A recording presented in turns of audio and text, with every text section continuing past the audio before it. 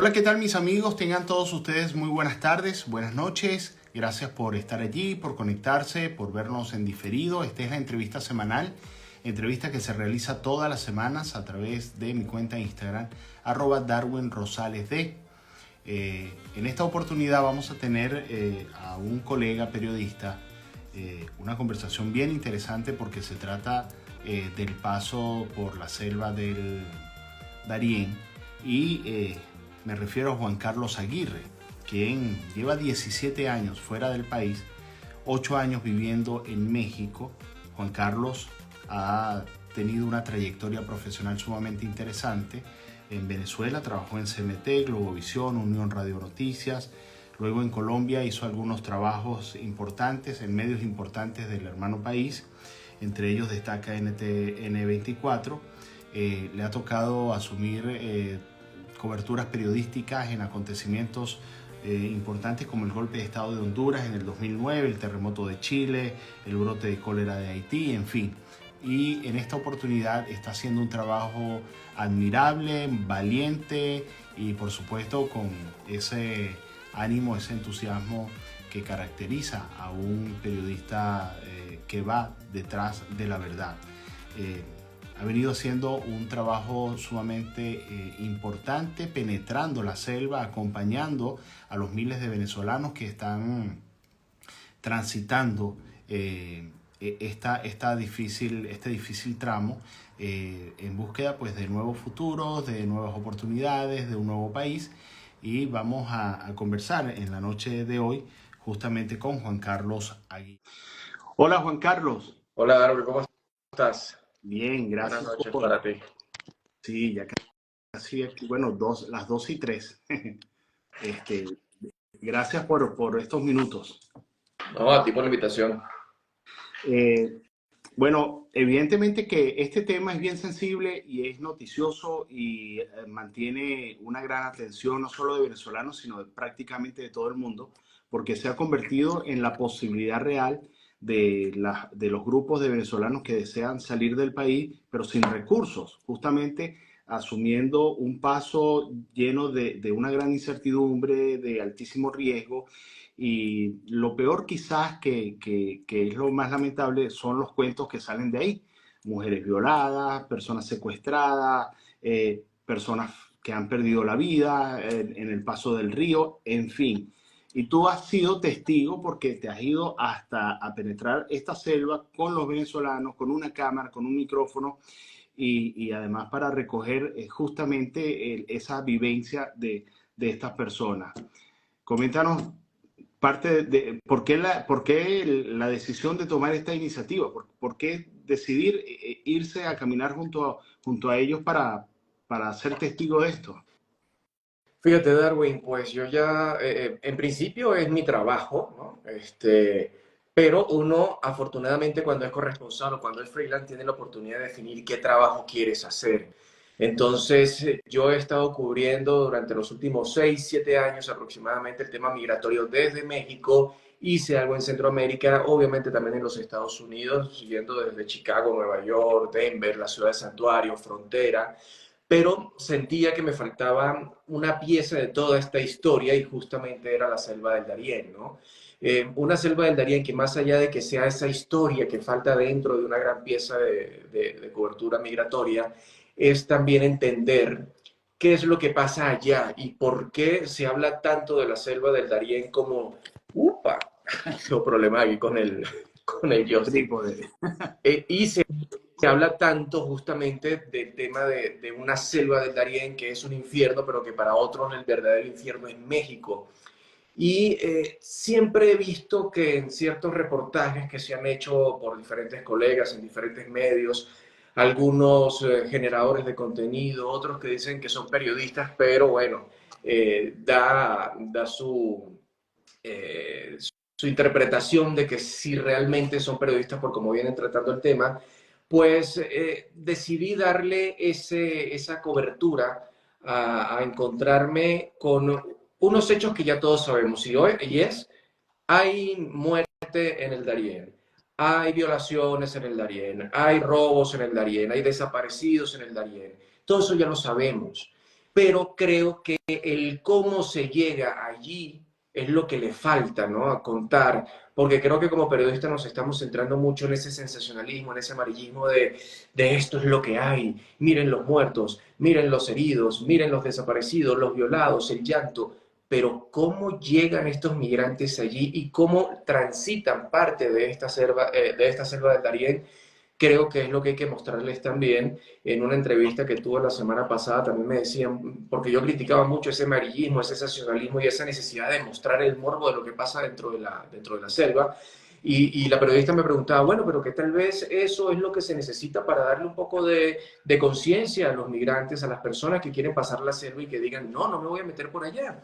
Pero hay algo que también es muy cierto a medida que tú vas hablando con los migrantes y son dos cosas. Una, a ellos, si bien los mueve la desesperanza, la tragedia que vive en sus países, los mueve el sentimiento de frustración, de que no van a echar para adelante o de que son perseguidos políticos y que quieren salvar sus vidas, esa es una gran razón para salir, pero también tienen otra muy importante que los ayuda a moverse y a tomar esas decisiones que tienen que hacer, no solamente desde sus países de origen para salir, sino también para transitar, y es la fe. Es una vía llena de fe, de discursos donde tú les puedes decir, mira, te va a pasar lo peor, y ellos te van a decir, yo tengo fe en Dios que eso no va a ser así, que a mí no me va a pasar, porque si a algunos no les pasó, ¿por qué a mí sí, si yo voy con Dios y tengo fe? Entonces aquí, entrevistando en parte del documental, un sacerdote me decía, lo que pasa es que la fe en este momento tienes que saberla interpretar. ¿Y cómo se hace? Tal vez las voces que te están diciendo de que hay violaciones, de que hay asesinatos, de que hay desaparecidos y demás, te está diciendo que no lo hagas, que no te metas por allí. Pero como hay libre albedrío, pues cada quien decide al final de cuentas si se va o no se va. Entonces, Bueno, ese tipo de historias, ese tipo de interpretaciones, creo que le hace falta a la persona que está a punto de salir para que entienda de una vez por todas si de verdad puede hacerlo, si de verdad lo quiere hacer o si mejor se aguanta. Porque tú decías ahorita a tu inicio, esto es para alguien que no tiene recursos, porque los otros se van en un vuelo, tienen una visa, pero no es tan así, no es Darwin. así. Aquí hay un gran problema y es que para tú transitar por la selva necesitas dinero o te vas a quedar en el camino. Te vas a quedar en Colombia seguramente o cuando mucho te vas a quedar del otro lado del Golfo, pero no vas a llegar a Panamá. Se necesita dinero y tal vez a la persona que quiere emigrar le va a doler más, le va a importar más el tema de si tengo o no tengo plata para pagar ese viaje a que si me voy a morir o no me voy a morir, o si me va a morder una culebra o no, o me va a picar un escorpión o no. Eso ellos se lo dejan a Dios, pero el tema económico, lo tangible, lo real, digamos, en el momento de tomar una decisión tan importante, repito, más allá de la fe, está el bolsillo. Y ahí creo que hay que darle también un poco de fuerza al discurso. No es darle fuerza a que sí lo hagan, no es decirle que lo pueden hacer, no, es decirle, si lo vas a hacer, te vas a topar con esto y esto y esto, que no necesariamente es muerte, que no necesariamente es desapariciones o violaciones, porque la selva, y hay que decirlo, ha evolucionado, yo lo veo así, ha evolucionado. No es la misma selva del 2021, no es la misma selva del 2017, es otra selva que ha sido más, entre comillas, urbanizada, civilizada, aunque sigue obviamente predominando la fuerza de la naturaleza, la fuerza de las bestias, de los animales y obviamente también la presencia de grupos al margen de la ley, tanto del lado colombiano como del lado panameño. Ahora, la gente debe sacar también sus números y entender que si 275.000 personas han salido en lo que va del año, ¿cuántos de ese número, cuántos han perdido la vida? ¿Cuántos han sido secuestrados? Sencillamente, ¿a cuántos les ha pasado algo malo? Supongo que el porcentaje es bastante poco comparado con los 275.000 que han pasado. Entonces, es como una lotería, ¿no? Me juego la lotería y me lanzo. Es una lotería, Darwin, es una situación donde, en efecto, como bien lo dices, es muy poco el margen y tal vez vamos a ver este margen, estamos hablando de un margen de el 1%, del 2% de la cantidad de personas que han pasado por allí que han tenido que enfrentar una violación o que han muerto en el camino. Eso es cierto, pero ojo, Darwin, han pasado 275.000 personas. pero eso no quiere decir que haya una relación directa entre los números que pueda manejar Colombia, porque en Colombia no hay presencia del Estado, y eso es importante decirlo. En la selva del lado colombiano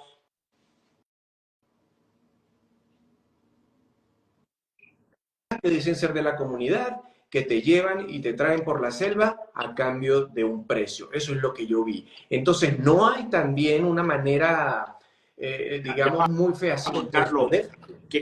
creo que te entra una llamada, Sí, ¿verdad? ya la Es paré, ya la paré. claro, pero cuando entra la llamada no se te escucha, se bloquea. Entonces no entendimos Ah, lo que ok. acabas de decir. ¿Dónde quedaste? La selva en la parte de Colombia Sí, no hay autoridades, no hay quien... exacto, no hay autoridades, Darwin. Entonces, si tú no tienes autoridades, es muy difícil llevar números oficiales, porque yo no me veo al gobierno panameño cotejando números de entrada y de salida de la selva del Darién con los grupos que están, para algunos al margen de la ley, para otros de la Junta de Acción Comunal, que sí llevan un censo de cuántas personas con nombres, con pasaportes, con cédulas, con cualquier documento de identificación para saber quiénes están pasando por la selva. Pero yo no veo al gobierno panameño haciendo una correlación de números o de presencia de personas de un lado al otro. Entonces, sí, se pueden hablar que son 275.000 personas, pero realmente son 275.000 personas las que pasaron en Colombia hacia la selva, o son las personas que llegaron al lado panameño. ¿De dónde salen estos números? ¿No? Entonces, ok, son 275.000, pero de esas 275.000 realmente, ¿cuántas personas antes habían? Eran solo 275 que llegaron a Colombia, 275 pasaron la frontera y 275 llegaron a Panamá, o no sé, 300 llegaron a Colombia, 200, Claro, 300 pasaron a Panamá, y de ahí en adelante, ¿qué? Yo entrevisté a un guía del lado colombiano y ya me decía, mira, yo he sepultado aquí en la selva a 11 personas. Eso no está en los números del lado panameño. Yo he sepultado a 11 personas, y las he sepultado porque los picó una culebra, porque se cayeron por un barranco, o porque también hay ríos que crecen y se ahogaron y los rescatan y ya están muertos y tienen que sepultarlos en el lado colombiano. Son personas que muchas veces no tienen una identificación, o peor aún, muchas personas vienen de continentes lejanos, entiéndase Asia o África, donde es prácticamente imposible para ellos comunicarse con los familiares. ¿Y qué va a pasar? Mira, aquí tengo el muerto, pero no tengo su identificación, no tengo nada, es un cuerpo más, es un NN. Entonces, los números son esos, los que tiene Panamá, pero no necesariamente son los números gruesos, certeros, reales, de la gente que está entrando a Colombia para salir hacia Panamá. ¿Cuántos se quedan en el camino? No lo sabemos. ¿Son muchos? Pues pueden ser pocos también. Lo cierto es que del lado panameño, eso sí hay que decirlo, puede ser más complicado el tránsito que del lado colombiano, porque del lado colombiano, si bien no hay presencia del gobierno o del Estado, sí está la presencia de estos grupos que, siempre y cuando tú les pagues, ellos te van a llevar hasta la frontera de Panamá. De la frontera de Panamá hacia adentro ya es otra historia, y ellos no tienen cómo accesar, porque me comentaban que ellos lo hacían en algún momento, y a raíz de todas las denuncias que hubo, Senafron, que es el Servicio Nacional de Fronteras de Panamá, se fue adentrando más hacia la selva, se fue metiendo más hacia la frontera, y ya cuando veían a estas personas llevando migrantes, pues los calificaban como traficantes de personas, y de una vez entonces o eran detenidos, o como ellos lo decían, éramos golpeados, nos quitaban el dinero y nos mandaban a correr otra vez hacia el lado colombiano.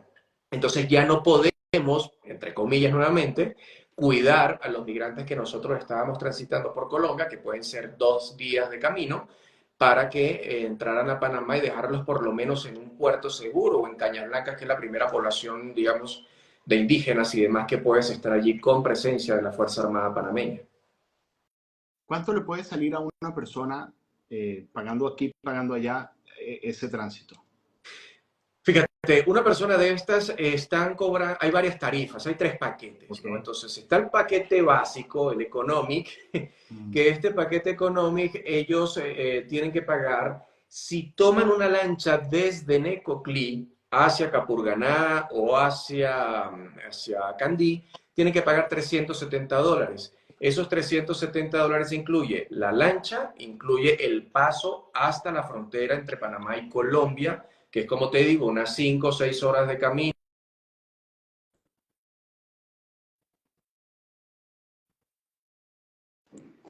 ok. Ok. Es una hora de camino aproximadamente, perdón, son 5 horas de camino aproximadamente que pueden existir entre el primer albergue y uno de los campamentos, o 8 a 10 horas de otro campamento, porque aquí son dos rutas, de otro campamento hacia o de un albergue al primer campamento. Estamos hablando de Capurganá y de Acandí.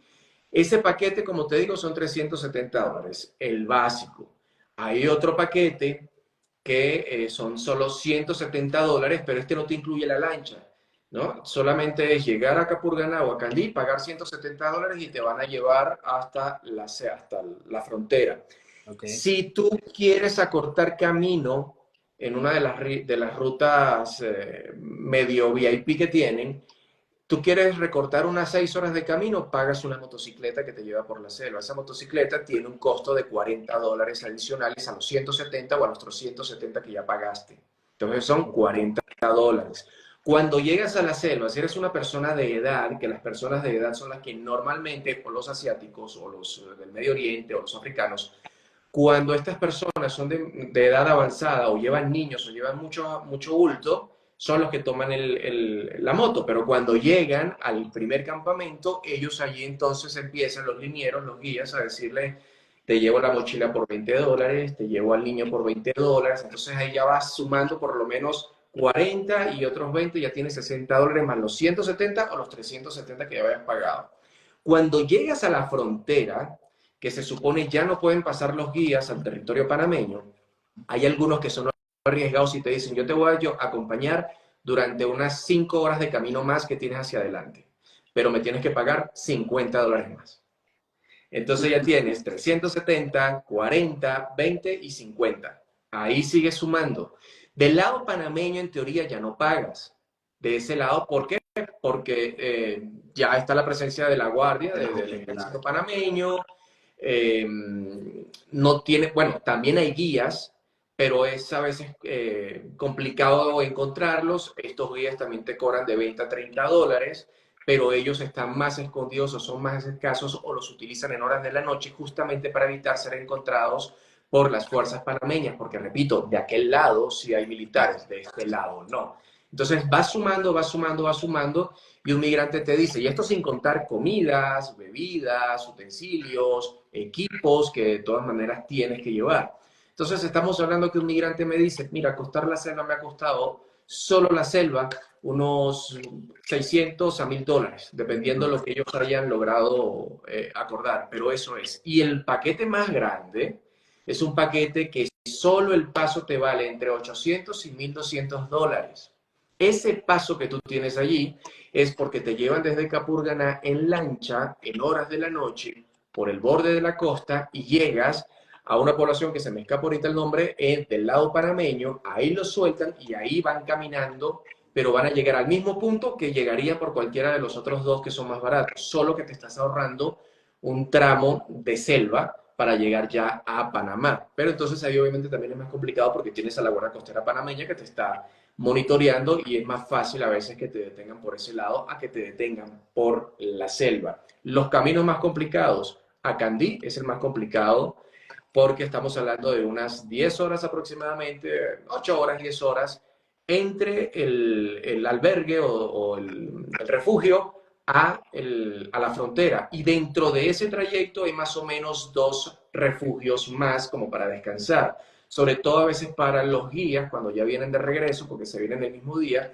que no quieren caminar toda la noche la selva, entonces se van parando en alguno de esos campamentos. Y el lado de Capurganá forma parte de esta ruta VIP, donde una vez llegas al campamento, después de haber caminado 5 o 6 horas, tienes que quedarte a dormir esa noche allí y al otro día, en 2 horas caminando, ya estás en la frontera. No es un camino fácil, tienes 2 entradas, una entrada que está cercada, que forma parte de estos accesos que cerró el gobierno panameño en consonancia también con lo pactado, digamos, con el gobierno de los Estados Unidos, y tienes otras vías que fueron abiertas por estos guías, por estos mineros, que normalmente ellos las usaban para escapar de las autoridades panameñas cuando venían de Panamá, y ahora lo que hicieron fue abrirlas, deforestar esas vías, y por allí también están pasando migrantes donde no hay una malla ciclónica, digamos, y donde no hay presencia normalmente por parte del ejército. Esas son las vías y esos son los planes. A eso súmale obviamente lo que gastes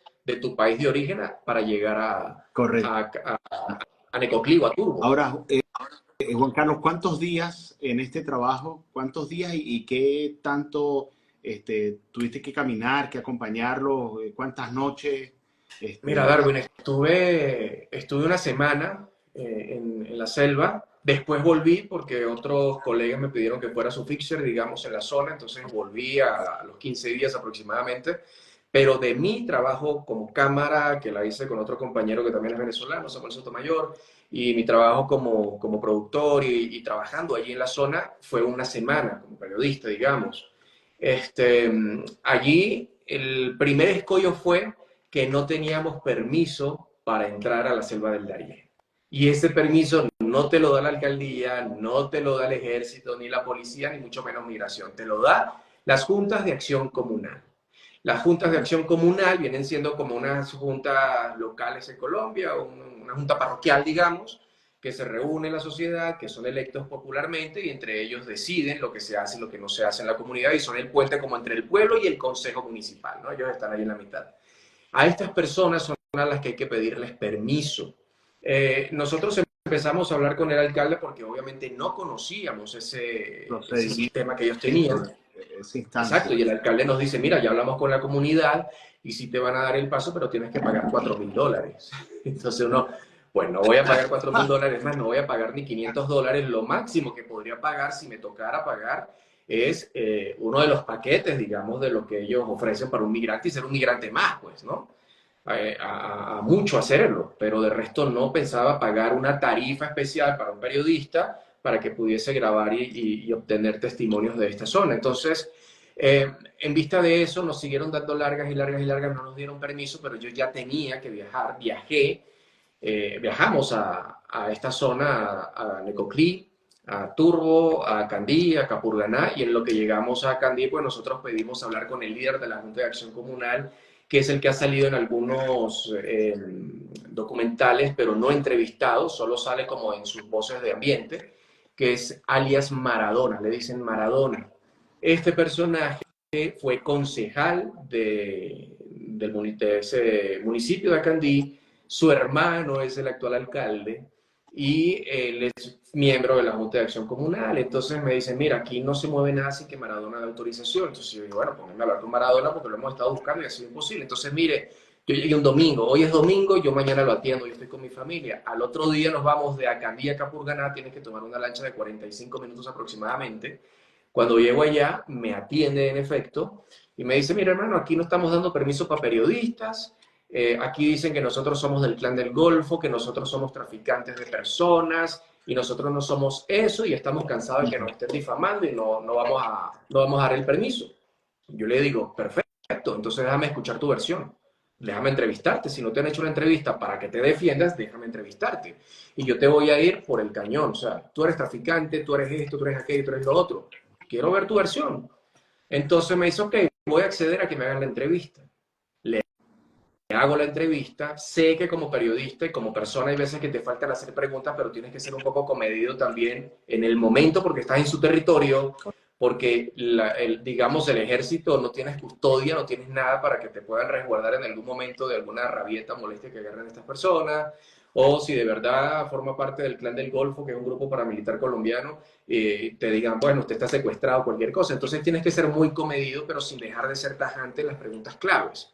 Eso hice cuando termina la entrevista, que dura aproximadamente 10 minutos, me dice, mira, aquí he tenido periodistas que me han preguntado que qué me pueden preguntar. No es lo que tú me acabas de hacer. Tú me pusiste contra la pared. Te voy a dar permiso de entrar a la selva. No vas a pagar los $4.000 que estamos pidiendo y tú vas a ver lo que ves y punto. Obviamente, pues, le digo muchas gracias. Me dice, vete, ¿en qué te quieres ir? ¿Te quieres a pie? ¿Te quieres ir en moto? Yo tenía vuelo 2 días porque ya he perdido en todo esto, he perdido 3 días para encontrarlo, para que me diera el permiso. Entonces ya tenía la gente encima. Le digo, pues la primera parte de la ruta me voy en moto. Ok, eso sí lo tienes que pagar, porque esos son los motorizados de la comunidad que te llevan. Y yo, ok, Bueno, pago los $40. Bueno, los $80 se pagaron y nos fuimos hacer ese recorrido. Me fui por la ruta de moto y después a pie, una ruta que hicimos ya anocheciendo. O sea, se pone complicado porque imagínate ir en la selva de noche y en moto. Entonces, y por primera vez, obviamente la adrenalina se te Bueno, sube. y además cargado de equipos que... Sí, pero fíjate que tratamos de ir con lo menor posible de peso en cuanto a Aparato. equipos. O sea, no me llevé una cámara grande, nos llevamos fue cámaras una Action de las DJI, nos llevamos unos iPhone Pro Max para poder tener buenas calidades, un joystick, estas cosas, lámparas de mano, micrófonos pequeños, para evitar justamente pesos y tener que pagarle $20 a los linieros para que nos carguen el material. No llevamos ni siquiera tripié o trípode. Entonces, al llegar allá, empezamos a notar que empezaban a llegar motos en horas de la tarde-noche igual, con personas de Irán, de Pakistán, de Afganistán, de Irak, India, y para tú de contar cualquier nacionalidad que tú te vas a imaginar que no puedes conseguir en la selva del Darién, allí están, cameruneses, senegaleses, etiopíes, todos estaban ahí en esas cosas llegando en moto en noche. Nosotros lo fuimos grabando y me dice uno de los guías, ellos van a pasar la selva de noche. Y yo, ellos van a dormir aquí, ¿cómo se van a meter a la selva de noche? Sí, sí lo hacemos. Yo, ok. Yo dije, yo no voy a hacer eso. O sea, tengo una hija de 2 años y medio, tengo una esposa, tengo una mamá, no me voy a meter en la selva a esa hora. Cuando yo veo que estos muchachos ya empiezan a agarrar sus peroles, a acomodarse, a ponerse sus linternas y tal, dice el guía, nos vamos. Yo le digo a Samuel, nos vamos. Y nos fuimos con los migrantes de noche por la selva. Caminamos unas 2 horas, como te digo, hasta llegar a la frontera, que estaba cerrada con las mallas. Rompieron la malla y entraron y pasaron la frontera como si nada. Y después el camino de regreso, porque ya llevamos a la fecha unos 4 meses solicitándole permiso al gobierno panameño para poder grabar la selva del Darién de ese lado, y ha sido imposible. Siempre hay excusas, siempre hay largas, que si el cambio de gobierno, que si ya va, que si espérate. Entonces no hemos podido hacer eso, pero tampoco podemos entrar como periodistas de manera irregular a Panamá. ¿Por qué? Primero, porque estaríamos haciendo una ilegalidad, y en segundo lugar, porque si no tenemos una autorización, y ya le ha pasado a otros canales, estas personas del Senafrón, si te consiguen grabando, te decomisan el material, te lo pueden borrar y demás. Entonces, no voy a perder el trabajo de una semana por hacer el registro de lo que ya se sabe. Obviamente uno le busca en la arista, la esquina diferente a todo esto, pero ya hay algo diferente que del lado colombiano poco se ha dicho, poco se ha hecho, y es entonces lo que quisimos buscar en este documental hacer. Nos fuimos esa noche y nos quedamos otra noche más en ese campamento. Al otro día ya hicimos la otra ruta que tienen por esa misma vía, entrevistamos a más personas, tanto venezolanos como ecuatorianos, sobre todo, que también están aumentando el número de migrantes por la zona. Y bueno, ya después de una semana de estar allí, ya retornamos Ah, a nuestros países, ¿no? iba eso, y el sentir de la gente, una cosa es cuando las personas están en la ciudad de origen, preparando maletas con la ilusión, con la fe, con el sueño puesto en que si voy a pasar y donde voy a llegar me va a ir bien y voy a lograr un futuro mejor, etcétera. Y otra situación muy distinto es cuando están allí en plena selva, sin luz, sin agua, sin comodidades, con animales alrededor a la 1 de la mañana. ¿Qué recogiste de la gente? O sea, en el momento, el sentir de esas personas. Ahí viene parte de lo que te decía de la evolución de la selva, Darwin. Ajá. Del lado colombiano tienes campamentos. Estos campamentos, de los dos que conocí, tanto el de Acandí como el de Capurganá, son campamentos, uno más desarrollado que el otro. Voy a empezar por el menos desarrollado, el de Acandí, el de Capurganá, perdón. Y este de Capurganá, tú llegas y tienes Starlink, tienes Wi-Fi, lo pagas, son $5, ves sumando, son $5 por el internet que puedes tener allí. Tienes plantas eléctricas que apagan a las 10 de la noche. Después de las 10 de la noche tú te sientes ya en la selva porque empiezas a escucharla, ya no escuchas a una planta eléctrica sonando o a 3 plantas eléctricas sonando durante la noche, sino ya no se escucha absolutamente nada. Y si llueve, pues imagínate cómo se siente ese ambiente, ¿no? Los animales, el crujir, los monos aulladores, todo eso sí se escucha en la noche.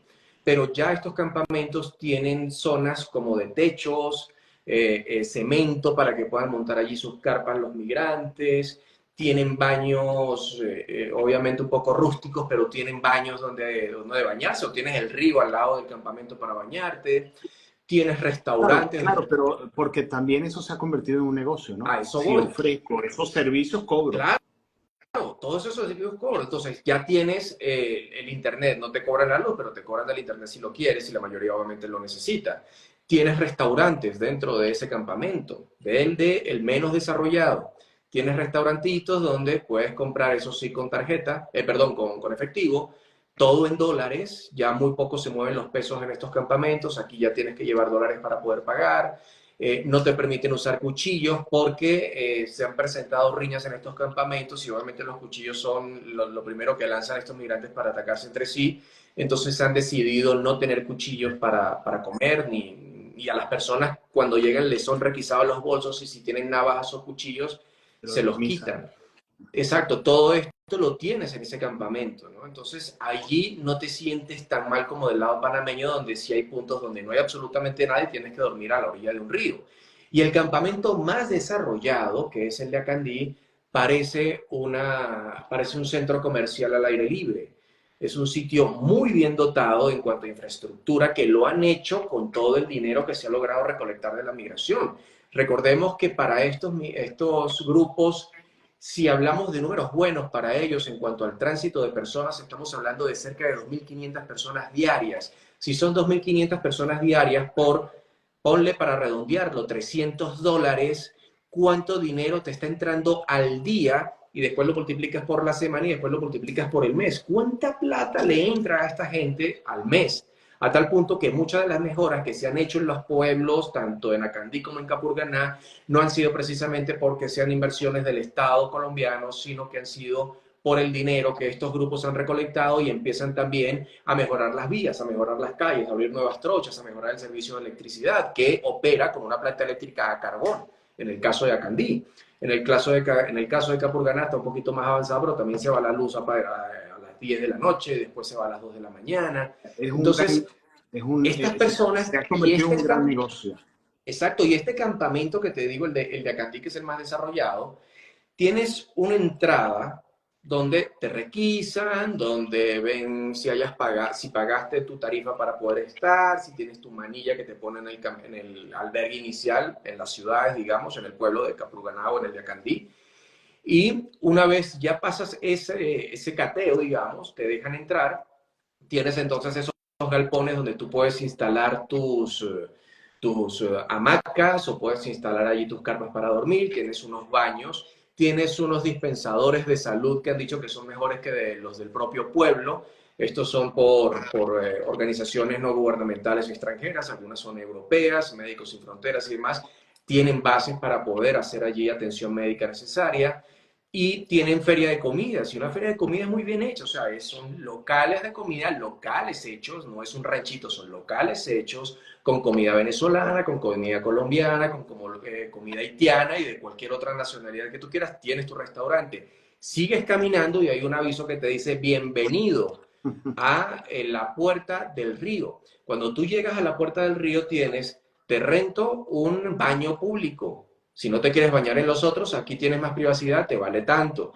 Tienes ventas de hamburguesas, ventas de comida china, tienes alquiler de, nuevamente, internet, tienes tiendas de conveniencia, casi que un 7-Eleven, un Oxxo, donde tú puedes empezar ahí a comprar tus cosas, desde botas, ropa, trajes de baño, lo que tú necesites, bloqueador solar, como dicen en Colombia, te lo tengo. Allí en esos dos lados, billar, tienen salas de billar, allí en esa zona para los migrantes. Entonces, todo esto, pues sí, se ha convertido en un negocio que, como ellos O sea dicen, que no la- necesariamente es un negocio, es una oportunidad que nosotros vimos aquí como habitantes de la zona, olvidados del Estado, donde pues sí, claro, podemos ser un mal necesario, porque si nosotros no estuviéramos, pues los migrantes van a pasar por ahí y se van a morir más y se van a desaparecer más de los que pueden estar ahorita registrándose, porque no tienen un guía, porque no conocen el territorio, porque no saben para dónde van, ni nada. Entonces, ¿nosotros qué hacemos? Darles protección darles esa guía y a nosotros nos pagan, porque sí, es un acto humanitario que nosotros hacemos, pero tiene un precio.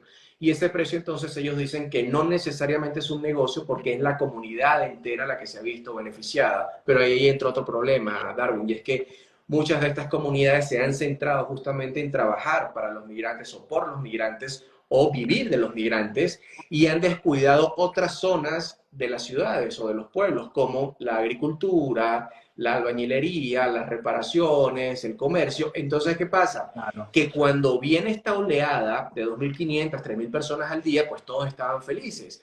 Pero cuando muchos venezolanos estaban esperando los resultados de las elecciones del pasado 28, Que bajó el esto se flujo. vino al piso durante unos 2, 3 meses antes de las elecciones, el número fue bajando. Entonces, cuando todos los que estaban viviendo de la migración quisieron volver a sus fuentes de economía, entonces querían cobrar como si estuviesen tratando con migrantes, entonces ya no les era rentable trabajar y tú veías, por ejemplo, a una señora de un restaurante diciéndome, mira, el problema ahora es que no tenemos mano de obra para que nos arreglen un piso, para que nos arreglen una pared, para que nos arreglen un techo. ¿Por qué? Porque nos quieren cobrar 100, $200 por un arreglo cuando antes te cobraban 20 40, dólares, 10 20. dólares. Entonces, ahora eso también se les está convirtiendo tal vez en un boomerang, pero también es cierto que ya los números empezaron a subir nuevamente sobre la migración en la zona, gracias lamentablemente a los venezolanos que vuelven a salir del país y que vuelven a moverse de otros países de la región donde estaban antes, donde no se quieren quedar y que ven a los Estados Unidos como la única alternativa para una vida mejor. En dicho esto, entiendo que entonces la parte peligrosa, la parte fuerte, difícil, es la parte panameña. Ya Colombia ha evolucionado muchísimo, Sí, pero ya Colombia ha la parte... evolucionado mucho. Y qué tiempo se tarda una vez empieza el trayecto en Panamá hasta ya salir? Fíjate, aquí quiero echar un poquito para atrás de tu pregunta, ¿no? Porque si bien el lado colombiano ha sido el más fácil versus el lado panameño, porque ha evolucionado, como te decía, y tiene todas estas comodidades, también es cierto que se ha convertido en un tapón, como se le conoce, el tapón del Darién, que por ahí no han podido construir la Panamericana, pues ahora también está el tapón para los migrantes, porque el que no paga, no pasa. Ellos dicen, se contradicen un poco, no, que si no tienes dinero puedes pasar igual, porque no le podemos negar el libre tránsito a estas personas. No. No hubo persona que yo entrevistara, que yo conociera en la selva, o incluso los guías que están arriba, que son diferentes a los que te hablan en las ciudades o en los pueblos, que no te dijeran, si yo no tengo dinero no paso, si no me pagas no pasas. Por eso el documental se llama Darien, No Money, No Go, porque si no tienes dinero no vas a pasar, no vas a avanzar. Entonces, muchos intentan hacerlo de una manera clandestina ante estos grupos, pero son grupos, como te lo he dicho a lo largo de la entrevista, no tiene representación del gobierno. Entonces, cualquier hueco que tú veas por donde te quieras meter, puedes encontrarte con estos linieros, con estos guías, o puedes encontrarte con el clan del Golfo o con grupos paramilitares, como lo quieras ver, pero sí o sí te van a devolver, te van a obstaculizar el paso. Entonces, te quedas sembrado en esa zona, que es una zona además también peligrosa, no solamente en que si paso la selva o no la paso, es peligrosa porque hay grupos dedicados también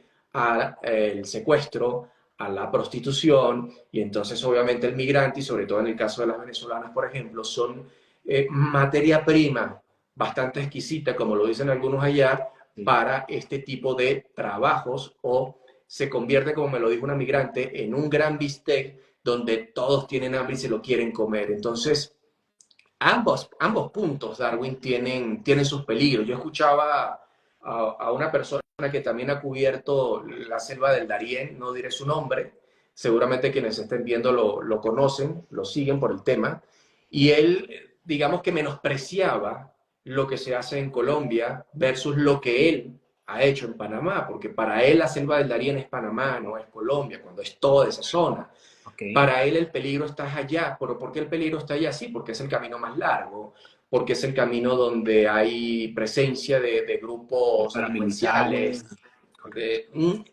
Los paramilitares y todo eso están del lado colombiano, fíjate. Ah, ya. Del lado panameño lo que vas a conseguir es caminos más largos, ríos también muy crecidos, acantilados, barrancos, selva muy tupida, al igual que la colombiana, porque no son muy diferentes en ese sentido, pero también vas a conseguir bandas delincuenciales que se dedican justamente a fastidiar a los migrantes. Esos grupos no los consigues del lado colombiano, porque están estos paramilitares, estas juntas de acción comunal, los guías y demás, que tratan de brindarle una seguridad al migrante porque queramos o no, es un negocio y entonces ellos tienen que cuidar su negocio y que su negocio sea seguro para quienes vayan y eso se vuelva, por qué no decirlo,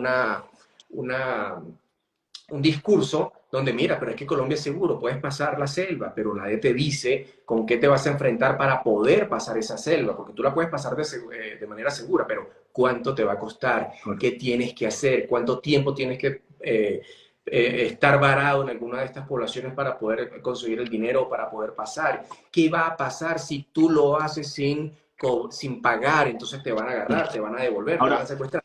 Todo eso es un complique y con esto termino mi idea, Darwin, de que ambos lados son peligrosos, solo que tienen peligros diferentes, tienen situaciones diferentes. Y algo que hay que aclarar también, quienes hemos hecho, por lo menos en mi caso, el lado colombiano y hemos logrado entrevistar a estos líderes, a estos grupos, a estas personas que manejan el tránsito de las personas por allí, no necesariamente pagamos para que nos den una entrevista en la fuente, como esta persona, y ojalá lo vea, insinúa también que quienes, y en mi caso, que yo porque hice este trabajo fue porque yo le pagué a estos grupos y yo estoy del lado del mal y del lado del delincuente y no del lado de la gloriosa fuerza panameña. Entonces, también fíjate cómo el tema migratorio te lleva a un gran conflicto entre países para ver quiénes son los responsables de esta movilidad, quién va a atacar o quién no, pero también te lleva a una división incluso hasta en nosotros, en los periodistas, en cómo se trata el tema y obviamente en cómo lo viven o lo padecen los migrantes y en cómo lo viven o lo padecen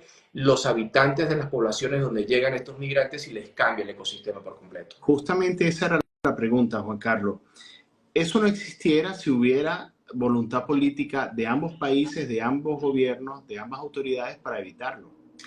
O sea, fíjate, Darwin, que justamente con este personaje decía, en un debate que tuvimos, decía, y en un documental que él dice que está haciendo, dice, yo, porque es muy yo, ¿no? Entonces él decía, yo sí sé cómo se puede solucionar el tema de la migración en el Darién. Y el tema de la migración del Darién se va a solucionar cuando esto deje de ser un negocio. Y eso es completamente equivocado, ambiguo, irreal y de corta visión y de poco olfato, incluso hasta periodístico. Esta situación no se acaba con que Colombia y Panamá implementen medidas más fuertes para evitar justamente el tránsito de migrantes, el negocio de la migración o como lo dicen otros, el tráfico de personas. Esto no se acaba allí. Esto la única manera que se va a poder terminar o dar una solución al tema migratorio en esa zona y en otras zonas de la región, porque o sea, el Darién es una cosa, pero estamos hablando de toda Centroamérica y estamos hablando de la frontera entre México y Estados Unidos y otra muy peligrosa actualmente, la frontera entre Guatemala y México. Correcto. Aquí esto se va a solucionar es cuando tú ataques el problema de raíz. ¿Y cuál es el problema de raíz? Que hayan mejoras económicas en diferentes países, que haya obviamente cambios de gobiernos en diferentes países, que haya respeto a los derechos humanos, que haya respeto a la democracia, al derecho de elegir, a que no te roben una elección, al que no te persigan por pensar diferente o que tengamos que ser 7 millones de venezolanos fuera del país porque pensamos diferente, porque no podemos vivir, como dicen algunos. Correcto. Es lo que te está generando el problema de la migración en la frontera del Darién, en la migración en Tapachula y la migración en cualquier punto entre México y los Estados Unidos. No es que esto se va a acabar cuando la migración deje de ser un negocio. Eso es muy simplista y cortometrista. O sea, esto es arreglar el problema en los países de origen. Esa es la verdadera solución. Ahí es donde tiene que haber la voluntad política, Darwin, en solucionar de manera real y no en discurso los problemas que tenemos en cada uno de nuestros países. No en si voy a poner un pie de fuerza más o menos en Colombia o en Panamá, o si voy a poner una cerca que los mismos migrantes o los mismos guías rompen, o que si voy a mandar a hacer un muro como el de Estados Unidos por todos los 270 y pico kilómetros que hay de frontera entre Colombia y Panamá. Eso no lo va a solucionar. Eso es, insisto, ser un miope al momento de ver el problema real de la migración en la selva del Darién. La selva del Darién va a continuar, Darwin. El problema allí va a continuar, la migración va a continuar, la fe de estas personas en creer que porque tienen fe y porque Dios está con ellos van a pasar, va a continuar. Ese sentimiento no va a desaparecer y esa necesidad, mucho menos si no se arreglan las cuestiones que trae cada migrante en sus espaldas. Bueno, y que en el caso específico de Venezuela es más delicada la situación. Leía al comienzo de año a unos expertos que decían, si no se produce en el marco de las elecciones un cambio político, se habla de más de 8 millones de nuevos venezolanos que tomarían maletas y saldrían del país. Es decir, si ya salimos 7 millones y tanto, venir 8 millones más bueno, si ya con 7 es un récord mundial en cuanto a éxodo de países que no tienen guerra, que no han sufrido desastres naturales, etcétera, sumarle esos 7, 8 más, ya yo siento que es una tragedia mundial, ¿no? Pero La mitad de la hay muchos, población venezolana. hay muchos, exacto, hay muchos venezolanos que todavía están esperando el 10 de enero. Es decir, hoy día están saliendo, porque en la frontera uno lo ve, uno que sigue la información de lejos, siente por lo menos cómo incrementó el paso de Venezuela a Brasil. Subió un 125% el paso diario por esta frontera. Es decir, la gente está saliendo. Pero todavía uno habla con algunos venezolanos y dice, es que estamos esperando el 10 de enero, porque si se materializa lo que tanto los líderes de oposición han venido señalando, que el 10 de enero en efecto va a haber un cambio político y Edmundo González será juramentado y asumirá como presidente electo, la gente tiene esa esperanza. Pero si esto no pasa, bueno, el flujo va a aumentar porque está de anteojos que la situación del país está insostenible, la gente, las familias decentes no hayan cómo mantenerse en una crisis tan bárbara como la que está viviendo Venezuela hoy día. O sea que es un tema sumamente complejo y que ojalá se produzca ese cambio político. Es lo que todos deseamos, lo que le pedimos a Dios todos los días que ocurra, pero Fíjate, Darwin, que además este personaje es tocayo tuyo, este señor Maradona es tocayo tuyo.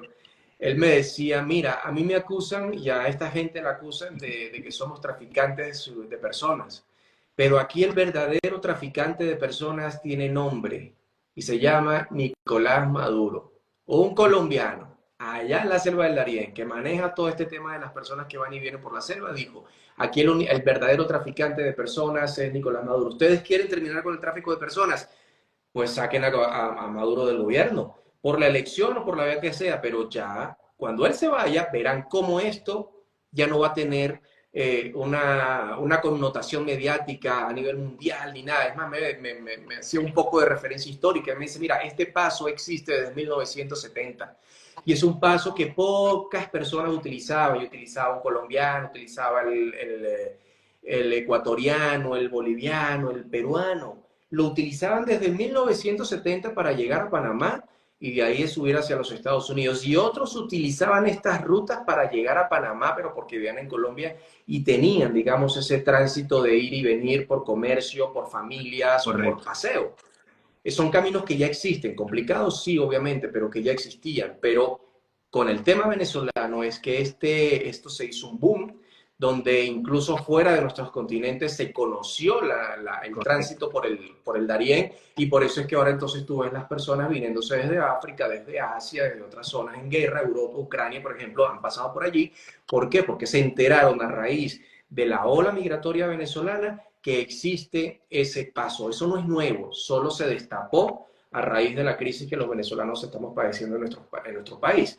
Pero de allí viene un poco la historia de este paso, de allí vienen también las soluciones que dan las personas que están allí. No es terminar el negocio, es terminar, también coinciden con los problemas de raíz que traen los migrantes en sus países. Sí, Juan Carlos, este documental, ¿por dónde la gente lo va a ver? ¿Por dónde se puede apreciar? Mira, este documental, si no sale ahorita en octubre, va a salir a principios o a mediados de noviembre. Esto va a salir por la CGTN en español, que es la China Global Television Network, es un canal chino.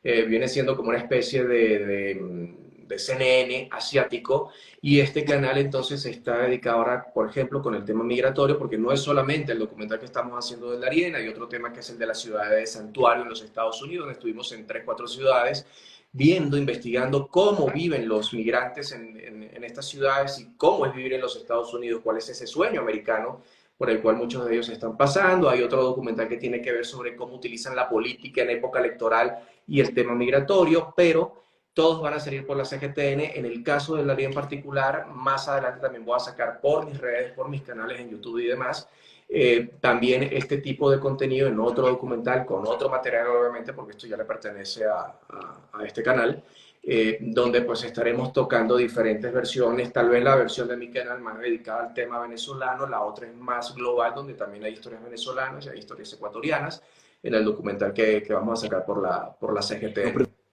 preguntaba porque muchas personas a raíz de la promoción me escribieron y otros uno se los consigue en la calle y me preguntaban este, cómo verlo, porque evidentemente aquí en España hay muchísimos venezolanos, estamos hablando casi del 500.000 de venezolanos, y en Alicante, donde yo vivo, hay unos cuantos, y en la calle me decían, queremos saber la verdad, qué es lo que pasa allí, qué bueno que vas a entrevistar a este periodista que estuvo allí, y está esa expectativa por los cuentos, porque fulanito se murió, a fulanita la violaron, tal, y eso es lo que llega, ¿no?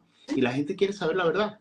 Y ¿Qué es lo que pasa, realmente pasa ahí, no? y eso pasa, Darwin, pero insisto, creo que lo que pasa, la historia sórdida, ya todos la conocemos de planos particulares a generales, y es, mueren, violan, roban, se pierden, desaparecen.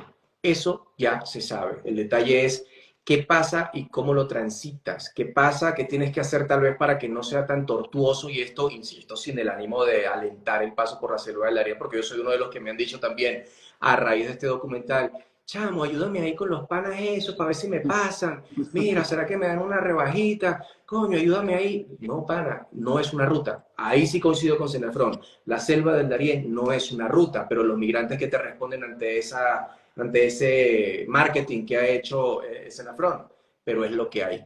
Y como es lo que hay, entonces por allí se van a pasar con Senafrón, sin Senafrón, con policía colombiana, sin policía colombiana. Entonces, ese es el paso que quiero hacer. Es un documental crónica donde parto de Medellín, donde voy en autobús hasta Necoclí, donde tomo mi lancha hasta Candí, donde tomo otra lancha hasta Capurganá, donde paso también a Turbo y entrevisto personas que están allí varadas, donde me voy a la selva por un lado, me voy a la selva por el otro, paso por el que tiene obstáculo, paso por el que no tiene obstáculo. Todo eso va a estar dentro de una crónica con, digamos, la diferencia de otros es las nuevas rutas, el bajón de migrantes y caminar la selva de noche, no acampar, sino caminarla de noche es muy diferente, ¿no? Entonces, allí creo que eso va a ser un gran compendio de realidades, donde estoy tratando de dejar la lágrima de lado, donde estoy tratando de dejar el llanto de lado, sino el testimonio más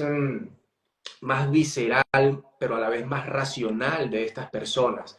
Porque no es lo mismo preguntarle a la persona que tú ves llorando, ¿estás sufriendo? No es lo mismo preguntarle a la persona que tiene un dolor de pie porque se lo partió en la selva, ¿te duele? No, es preguntarle, ¿qué te está pasando por la cabeza cuando llevas a tu niño aquí? Hay una señora que me dice en una de esas entrevistas, yo admito que me siento y no he podido dormir en noches porque me siento que soy una mala madre, porque tengo a mis hijos aquí. Correcto. Eso no te lo dicen muchos, todos te lo dicen, es no vengas, es complicado. Punto importante, todos sí coinciden y con documentales y trabajos que se han hecho en otros medios o por otros periodistas, las redes sociales, Darwin. Las redes sociales es el principal captador para los traficantes de personas. ¿Por qué? Porque aparecen videos donde te dicen, esto es facilísimo, ya pasé, pagué tanto y aquí estoy, y eso es mentira lo que te dicen, y eso es mentira de que hay muertos. No, si hay muertos, si hay animales, si hay leopardos, si hay culebras, si hay escorpiones, alacranes, lo que tú quieras, sí hay. Pero si esa es la única salida que tú tienes a tu crisis, a tu problema, pues mira, déjame mostrarte cómo la pasas, o con quién tienes que hablar, o cómo es el meollo de todo el asunto, cuál es la realidad de esta situación más allá del dolor que siento se está explotando, más allá de ese llanto, de esa angustia, que ya la conocemos, pero vayámonos un poco a la serenidad y a darle a este tipo de contenido un poco más de racionalidad, de realismo, no de tragedia, sino del realismo de lo económico, del realismo de los gobiernos, del realismo del analista, del realismo incluso de qué piensa la iglesia, sea católica o sea evangélica, cuando todos dicen que a mí Dios me mueve por esa selva y nada me pasa, yo voy protegido. ¿Qué opina la iglesia? ¿Qué le dice la iglesia al que tiene fe y está pasando por la selva? Ese tipo de cosas son las que quiero reflejar en este documental y bueno, espero poder alcanzar con ese mensaje que se está plasmando allí a muchos venezolanos y que entiendan en efecto, mira, no es la ruta y si tú te vas a gastar $1.000, $1.500 por aquí, aguántate y utiliza eso para ver cómo Carrizo pides tu visa por lo menos para llegar a México o agarra ese dinero para ver a qué país de Centroamérica puedes llegar sin una visa. Correcto. Usa eso para pagar tu pasaporte y después ahorras un poquito más para que puedas llegar. Eso obviamente en el caso de aquellos que no son perseguidos políticos. Pero también es cierto que los perseguidos políticos, Darwin, y esa es otra realidad, no se van a meter por la selva del Darién porque ven a los Estados Unidos como la única meta. Quienes están yendo a los Estados Unidos en su mayoría por este tipo de rutas es por una situación económica o de operación, de salud, que allá creen que se las van a solucionar. Y ese es otro documental que te mencionaba. Allá está el sueño americano y es la realidad americana. Los perseguidos políticos se están yendo a Brasil, se están yendo a Colombia, se quedan en Colombia y bajan hacia el sur. Pero sí creo que el tema de los Estados Unidos y el tema de irse hacia allá obedece más a razones económicas que políticas.